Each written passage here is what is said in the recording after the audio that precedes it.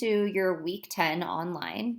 I'm going to begin by giving you a couple of reminders for this week. So, we do not have an assigned reading response due for week 10. Please focus on turning in your lesson one instead on Blackboard or on Google Drive at the latest by Wednesday, so October 23rd. But we do have a reading response check-in. So that's the third one, and I'll be looking for reading responses from week 6, 7, and 9, either in your Google Drive or on Blackboard. All right, so let's get to the good stuff. Week 10, you are reading for this week Tompkins Chapter 12, Writing Across the Curriculum. Please skim briefly pages 270 to 290. So it's largely about interdisciplinary writing and writing within different subjects, which might help you with the writing curriculum that your CT uses, especially since writing sometimes is not a specified block as you get older and developmentally are looking for content material. So, and you will also be looking at mini lessons. So, what does it look like? What is the structure of a mini lesson through Calkins curriculum? And words their way. So this is largely going to be our spelling overview. It is an overview of English orthography and the different layers within it, and acts as a base and foundation so that we are understanding what are we looking for in spelling and how to assess certain aspects of spelling, and with particular attention to the spelling inventory that Words Their Way uses. All right.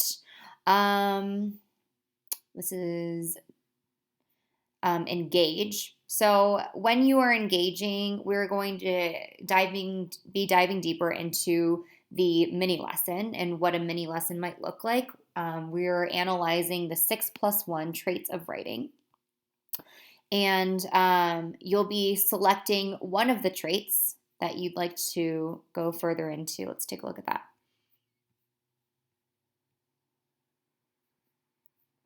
So there is an overview that everyone's going to look at. So what are the overarching 6+1 traits, and what are some of their descriptions as well as their uses and how you generally might use a 6+1 trait curriculum. And then there's optional video if you'd like more information.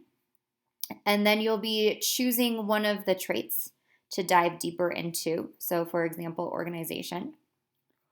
There is an organization PDF from our text that you'll be using, as well as a sample lesson, and some of them will have a sample lesson, and this adorable, cute student song about organization, because why not? So once you dive into your trait, you will be answering these questions. So if I could synthesize the trait into a dating profile, what would you write? Think about what is important to me, what defines me, and exactly what are you looking for.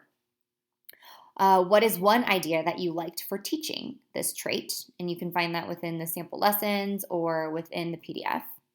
And then based on what you know about spelling and orthography from the Words Their Way chapter or an excerpt, how could you integrate spelling into the teaching of this trait? And thinking about how you might be able to use spelling or spelling patterns in certain vocabulary that you need for this trait, or how could you teach it in context, right? For the closure, you will be posting your one trait within our discussion board, and it's under mini lessons. The initial post is due October 27th, and then please comment at least 2 colleagues' posts, right, who preferably choose a different trait than yours, but perhaps not, because you all might be interested in the same trait. And please do so by the next time that we meet in person, October 30th, okay? Field questions for this week talk about gradual release of responsibility and how teachers are scaffolding either within a single lesson or interdisciplinarily or over the course of several lessons. And let's take a look at our discussion board. You'll find our week 9 mini lessons, excuse me, I'll rename it week 10, mini lessons board here. Okay. Last but not least, I wanted to touch base on an overview of our lesson 1 that is due. So you'll see the rubric here, and then as well as the template and the assignment details. Taking a look at the rubric, much like we did yesterday, I am looking for the standards that you're selecting, and just really, really quickly, how is this lesson supported in the series of learning? But just a couple bullet points. Please do not make it extensive.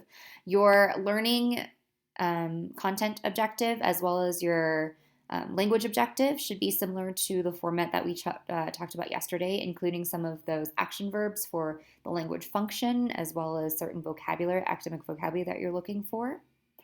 Evidence of assessment and assessment in general. So this is your formative and your summative, right?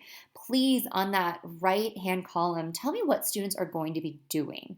So yes, I care about the overarching lesson plans that you're doing and the components and aspects that you are planning, but we also care about equally is what students are going to be doing to demonstrate knowledge and to be participating and engaging in knowledge while you are instructing or facilitating instruction. What is the prerequisite knowledge that is necessary in order for students to be able to grasp onto new knowledge? What is the learning experience, including potentially a hook to get them excited about the content and especially something that's culturally relevant, right? And then the sequence of the actual lesson. How are you differentiating for your students, or how are you making the content accessible? Thinking about your particular students and what students might need in relation to movement, in relation to sentence frames, in relation to how you are giving students opportunities to talk to each other before you call on them, and then a quick reflection. Okay. If you have any questions or if you would like to go over your lesson 1 in more detail, please let me know. I'm available.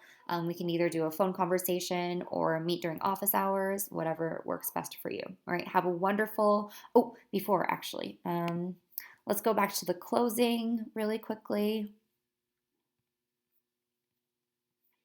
And just so you know that the online participation is in the closure per usual. Okay. Thanks all and have a wonderful online week. I look forward to seeing you in the field as well as in person in a couple weeks from now.